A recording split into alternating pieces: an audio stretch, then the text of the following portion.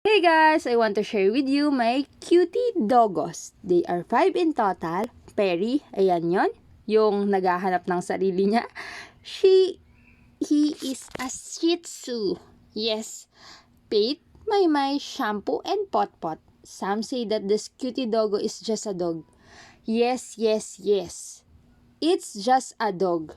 But, this dog, yan yung mga nagbibigay sa atin ng unconditional love and loyalty without any words but full of actions. Kaya siguro hindi sila binigyan ng pagkakataon na makapagsalita, pero binigyan sila ng mga cute actions para iparamdam naman sa atin kung gaano nila tayo kamahal.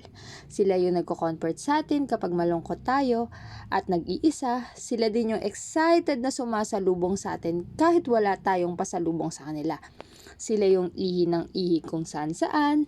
Sila din yung nagpapapil sa atin na katulong tayo sa sarili nating bahay dahil dampot tayo ng dampot ng mga poop nila. But this dog, sila yung nagpapapil sa atin na maging masaya. Yes, every morning gigisingin ka nila at maglalambing. Our presence is enough for them. Kahit wala kang binibigay sa kanila in return, they will still love you unconditionally. Kasi tayo lang yung meron sila. Every time I feel like I'm not loved, I remind myself how excited my dogs get to see me every time I came home. They make me laugh and smile. A dog is the only thing on earth that loves us more than they love himself. A dog is a best friend that brings so much love, joy, and affection to my life. And I'm so grateful to have all my dogs. Kaya to Perry, Pate, Maymay, Shampoo, and Potpot, I love you so much.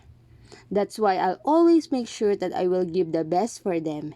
I will invest a best quality dog supplement that help for them to make more healthier. Because doggos, my doggos is my life. We love our doggos so much. I love you, my cutie patutus doggos. Love, love!